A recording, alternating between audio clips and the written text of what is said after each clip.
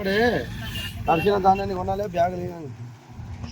నిన్న కురిసిన అకాల వర్షానికి ఇక్కడ దండు గ్రామంలో మరియు నాగనూరు మండల్ కానీ, కృష్ణ మండల్ కానీ, ఉత్తూరు మండల్ కానీ భారీ వర్షం, ఎదురుగాలతో కూడిన వర్షం కురవడం వల్ల రైతుల వడ్లు బయట ఆరేసుకున్న దానికి మొత్తం వర్షంతో మొత్తం ధాన్యం అంతా తడిసిపోయింది. కావున దీనికి కారణం మెయిన్ ఏంటంటే కాంగ్రెస్ ప్రభుత్వం కానీ ఇక్కడ ఉన్న లోకల్లో కానీ వాళ్ళకు మెయిన్ జరిగిన ప్రాబ్లం ఏంటంటే సంచులు ఇవ్వకపోవడం వల్ల వాళ్ళు ఇక్కడే వడ్లు ఆరేసుకొని బరకలు మూసినా కూడా వడ్లు మొత్తం తడిసిపోయింది. కావున వెంటనే ప్రభుత్వము ఈ రైతులను ఆదుకోవాలని మరియు సరైన రేటుకు తీసుకోవాలని, తడిసిన ధాన్యాన్ని కూడా కొనాలని జనసేన పార్టీ తరఫున, మా మక్కల్ నియోజకవర్గం తరఫున గట్టిగా కోరుతున్నాం. అకాల వర్షానికి, భారీ వర్షానికి ఈ రైతులు ధాన్యం మొత్తము వడ్లు తడిసిపోయాయి.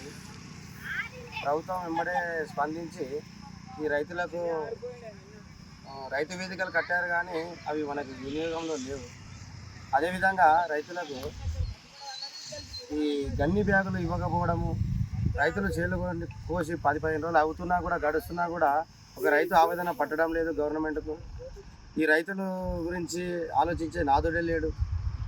ఈరోజు తెలంగాణ రైతాంగం మొత్తము ఇంత పెద్ద పంట పండిస్తున్నారు అంటే, ఇన్ని ఒడ్లు వండుతున్నారు అంటే అది రైతుల ఒక కృషి. కానీ ఏదో కార్పొరేట్ సంస్థ వాళ్ళు కానీ, లేదంటే ఇంకా వేరే ఇతరత్ర వేరే వాళ్ళు ఉన్నా కూడా వాళ్ళ గురించి ఆలోచిస్తారు. కానీ నేను కూడా ఒక సాధారణమైన రైతుని, రైతు కుటుంబంలో పుట్టినవాడిని. నేను ఒక రైతుగా ఒక బాధతోనే చెప్తున్నాను. నేను అవి కూడా ఒడ్లు నిన్న కూడా 2 ఎకరాలు కోసాను. నాది కూడా మొత్తం నాది కూడా నా ఒడ్లు కూడా మొత్తం తడిసిపోయాయి.